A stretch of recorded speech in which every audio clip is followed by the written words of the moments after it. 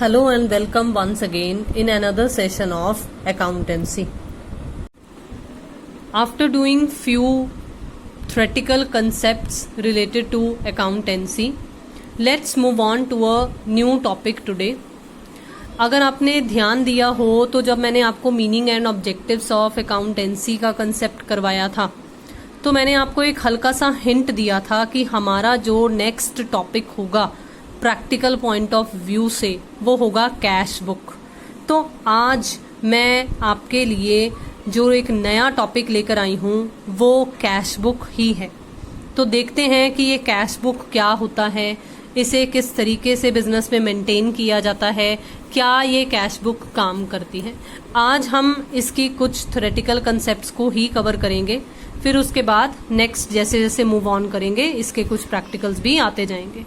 सो देखते हैं कि ये कैश बुक होता क्या है। देखिए, if the size of the business is small one, अगर बिजनेस का आकार छोटा हो, कम हो, तो it may be possible to enter each and every transaction in one book only, that is journal.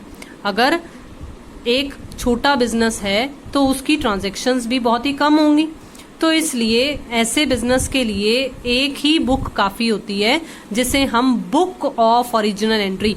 एक बात मैं आपको जरूर बताना चाहूंगी, देखो हमारे टाइटल में, इस चैप्टर के टाइटल में देखिए बुक्स ऑफ ओरिजिनल एंट्री है लिखा हुआ, फिर लिखा हुआ है कैश बुक। लेकिन जब जर्नल के लिए अनदर नेम यूज किया जाता है, देखो यहाँ आगे लिखा भी हुआ है, तो बुक्स नहीं, अकेला बुक ऑफ ओरिजिनल एंट्री लिखा जाता है। ये हल्का सा एस का फर्क है। मतलब सिंपल सी मुद्दे की बात ये है कि अगर बिजनेस का आकार एक्सपैंड हो रहा है, अगर हमारा बिजनेस बड़ा हो रहा है तो नंबर ऑफ ट्रांजैक्शंस भी ज्यादा होंगी, लेन देन ज्यादा होंगे। तो अगर हमारा बिजनेस के लिए हम सिर्फ एक ही जर्नल यूज करेंगे, मतलब एक ही बुक यूज करेंगे, बस उसमें ही जर्नल एंट्रीज करते जाएंगे तो काफी कॉम्प्लेक्स सा हो जाएगा। तो थोड़ा सा इजी बनाने के लिए क्या किया जाता होता है, जर्नल की ही मदद के पॉइंट ऑफ व्यू से, जर्नल को मदद प्रोवाइड करने के पॉइंट ऑफ व्यू से हम क्या करते हैं, कुछ सहायक पुस्तकें, सहायक का मतलब क्या होता है, सहायता प्रदान करने वाला, मतलब हेल्प करने वाला। तो एक तरीके से कुछ सब्सिडरी बुक्स प्रिपेयर की जाती हैं, जिसमें से सबसे फोरमोस्ट नंबर पर, पहले नंबर पर जो आती है वो होती है कैश बुक।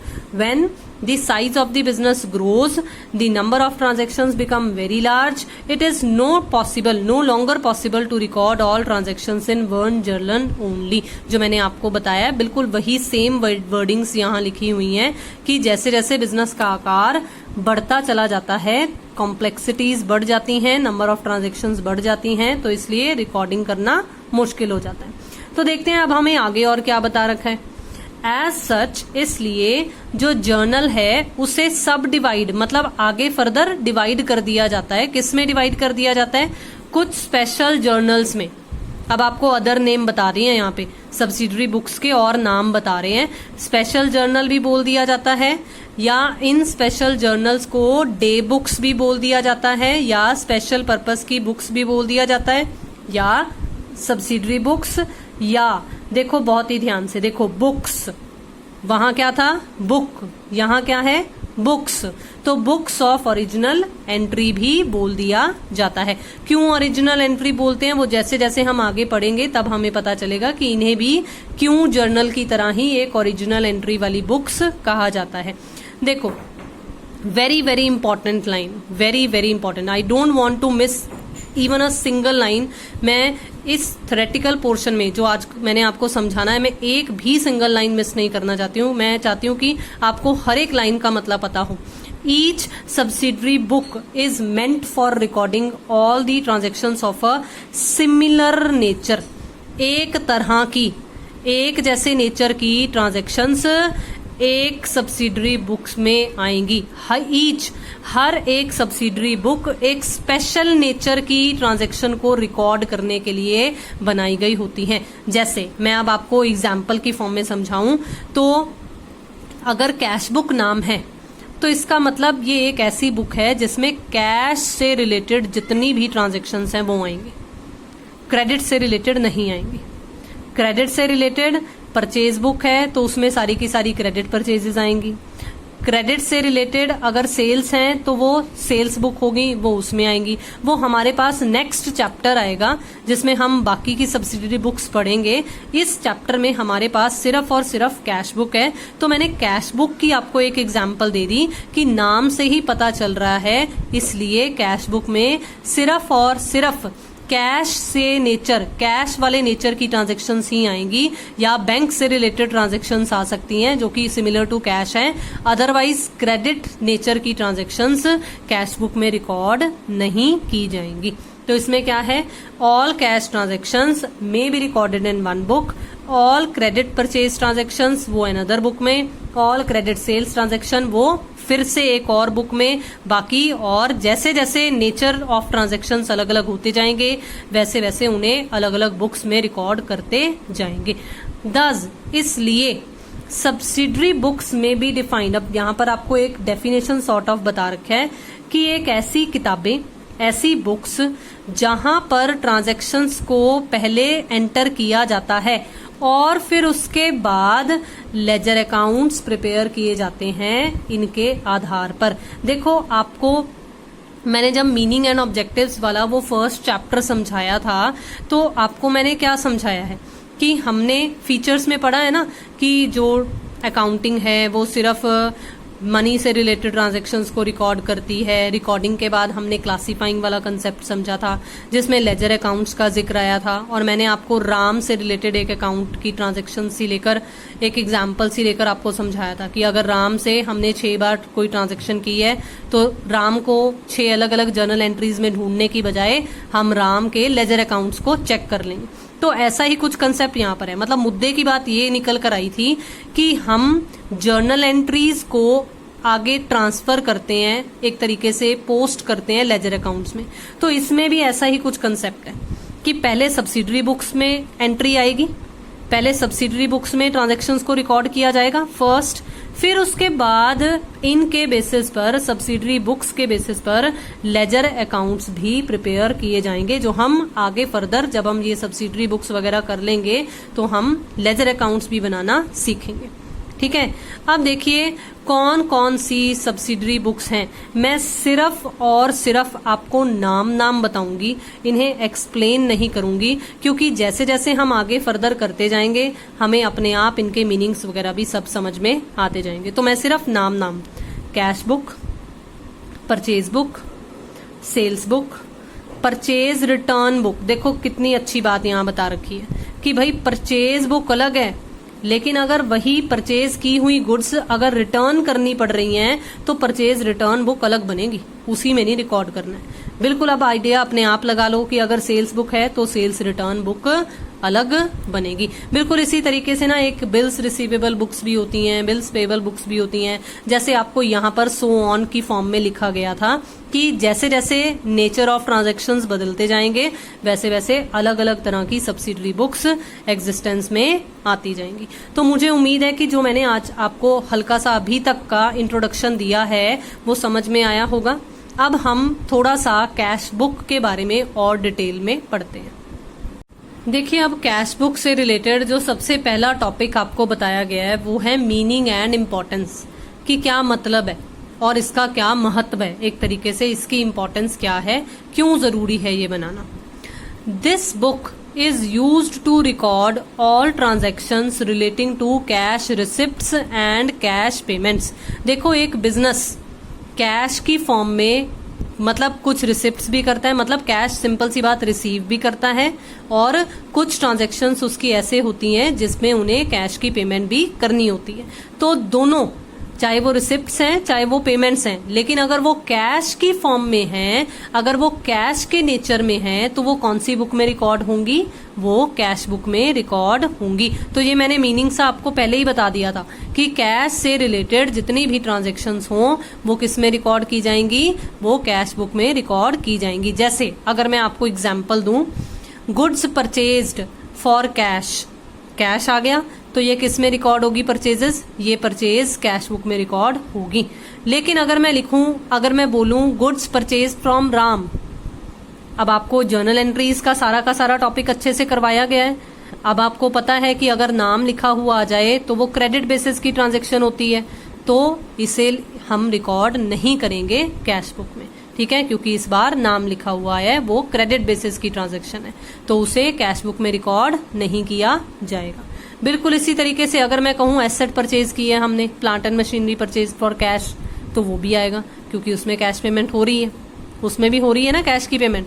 तो जहां पर कैश में कोई रिसिप्ट है या कैश की कोई पेमेंट है, हमने उसे किस में रिकॉर्ड करना है, हमने उसे कैश बुक में रिकॉर्ड करना ही करना है। Number of cash transactions is quite large in every business. ज्यादातर हर एक बिजनेस में कैश की ट्रांजैक्शंस जो होती हैं वो ज्यादा होती हैं। देखा है ना, सिंपल सा एक छोटा सा दुकानदार भी लिखता होता है ना कि भाई आज उधार नहीं करना, नकद में ही व्यापार होगा। तो इसलिए ज्यादातर बिजनेस जो ट्रांजैक्शंस करते हैं वो कैश नेचर की होती हैं। तो इतनी सारी ट्रांजैक्शंस को अगर हम जर्नल में रिकॉर्ड करने लग जाएं तो वो थोड़ा सा इनकन्वीनियंट हो जाता है, मतलब एक तरीके से वो थोड़ा सा कॉम्प्लेक्स हो जाता है। तो अगर हम उस कॉम्प्लेक्सिटी से बचना चाहते हैं तो क्या करना चाहिए, एक सेपरेट बुक मेंटेन करनी चाहिए जिसमें हम सिर्फ और सिर्फ कैश ट्रांजैक्शंस को ही रिकॉर्ड करें। और वो किसमें की जा सकती है, वो इस बुक में की जा सकती है। तो दिस बुक, इसलिए यही किताब है, यही कैश बुक है जो बिजनेसमैन को एनेबल करती है, एक तरीके से हेल्प करती है और उसे मददगार भी साबित होती है, क्योंकि वो किसी भी टाइम पर ये देख सकता है कि कैश और बैंक, देखो मैंने आपको बताया था ना cash and bank, bank is also similar to cash, bank में पड़ा हुआ पैसा भी कैश के बराबर ही माना जाता है। तो जनरली हम इस देखेंगे, हम जब different types of cash book बनाएंगे ना तब हम देखेंगे कि किस तरह की कौन सी कैश बुक में बैंक भी एग्जिस्टेंस में आता है। तो बैलेंस ऑफ कैश या बैंक किसी भी पॉइंट ऑफ टाइम पर, किसी भी समय पर, किसी भी मौके पर एक बिजनेसमैन जान सकता है कि उसके पास हाथों में कैश कितना पड़ा है, मतलब ऑफिस में, और कितना कैश का बैलेंस उसका बैंक में, बैंक खाते में एक तरीके से कैश पड़ा है, ठीक है। अब आजकल तो कंप्यूटराइजेशन है, तो आजकल तो एक क्लिक के जरिए ही जल्दी से ये चीज पता चल सकती है। It also gives information about the daily receipts, daily basis पर भी रिकॉर्डिंग की जाती है। जैसे हम जर्नल एंट्रीज की फॉर्म में कहते थे ना कि एक क्रोनोलॉजिकल सीक्वेंस, डेट वाइज हर एक जर्नल एंट्री रिकॉर्ड होती है, बिल्कुल उसी तरीके से कैश बुक में भी हम जो भी ट्रांजैक्शंस को रिकॉर्ड करेंगे वो डेली बेसिस पर रिकॉर्ड होंगी। इसलिए अगर हमें कभी भी इंफॉर्मेशन चाहिए तो हम आसानी से चेक कर सकते हैं। पेमेंट से रिगार्डिंग इंफॉर्मेशन चाहिए तो वो भी चेक कर सकते हैं, हमें बैलेंसेस जानने हैं तो हम वो भी चेक कर सकते हैं। हेंस इसलिए this is very popular book and is maintained by almost all the organisations, चाहे वो बड़ी हैं चाहे वो छोटी हैं। ज्यादातर जो कैश बुक हैं वो सभी ऑर्गेनाइजेशंस प्रिपेयर करती हैं, मेंटेन करती हैं। देखिए अब हमारे पास जो एक नेक्स्ट टॉपिक है, जो कि फिर से मैं कहूंगी कि एक बहुत ही अच्छा टॉपिक है, लेकिन अगर आप ध्यान दें तो मैंने उसमें मार्क किया है क्योंकि हम सिर्फ इसे इतना ही डिस्कस करेंगे। आगे का मैंने स्टार्ड मार्क किया है। अब आप स्टार लगा हुआ है तो आप समझ सकते हो, अगर आपने मेरी पिछली वीडियोस समझी हो, देखी हो, तो हम समझेंगे सबसे पहले कि क्यों कैश बुक को बुक्स ऑफ ओरिजिनल एंट्री के अंडर कवर किया जाता है। देखिए कैश बुक जो है वो हमारे लिए दो पर्पस पूरे करती है, डुअल पर्पस पूरे करती है। कैसे? ये एक सब्सिडरी बुक, ये एक सहायक पुस्तक की फॉर्म में भी काम करती है और ये एक प्रिंसिपल बुक मतलब मेन बुक की फॉर्म में भी काम करती है। जब कैश बुक की फॉर्म में इसे मेंटेन किया जाता है तब कैश की ट्रांजैक्शंस को जर्नलाइज करने की जरूरत नहीं होती है। मतलब हम जर्नल एंट्रीज में कैश से रिलेटेड ट्रांजैक्शन पास करने की बजाय सीधा हम कैश बुक में ही उसकी रिकॉर्डिंग कर सकते हैं। ठीक है, तो हो गई ना कि ओरिजिनली फर्स्ट टाइम एंट्री कहाँ रिकॉर्ड हो रही है? कैश बुक में, जर्नल में नहीं हो रही, सीधा कैश बुक में ही हो रही है। तो कैश बुक बन गई ना book of original entry. As all the cash transactions are recorded for the first time in the cash book, देखो वही लाइन जो मैंने अभी अभी आपको समझाई है, क्योंकि कैश से जुड़ी हुई सारी की सारी ट्रांजैक्शंस पहली बार जो हैं वो कैश बुक में रिकॉर्ड की जाती हैं।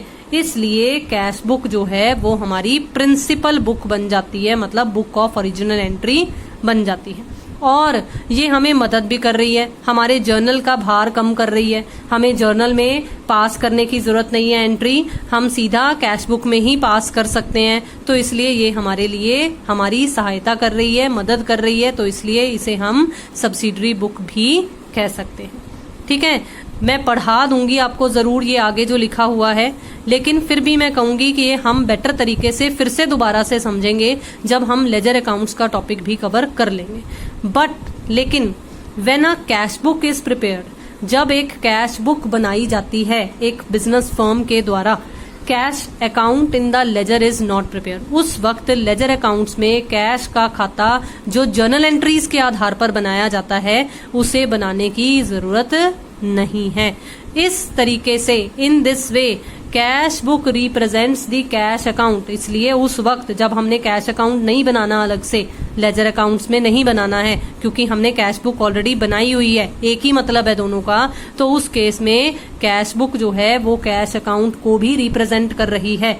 इसलिए ये प्रिंसिपल बुक ऑफ अकाउंट भी बन जाती है और सब्सिडरी बुक भी बन जाती है। As such the cash book is a subsidiary book as well as a principal book. तो मुझे उम्मीद है कि यहाँ तक का मीनिंग आपको समझ में आ गया। अब हम देखते हैं कि वो और कौन सा टॉपिक है जिसे हम अभी फिलहाल कवर कर सकते हैं। देखिए, हमने कैश बुक के बारे में अभी तक सुना और हम जर्नल कवर कर चुके हैं। तो अब जो मैं आपको टॉपिक करवाऊंगी कवर, वो करवाऊंगी ये वाला, सिमिलैरिटी क्या है, मतलब क्या समानता है कैश बुक में और जर्नल में।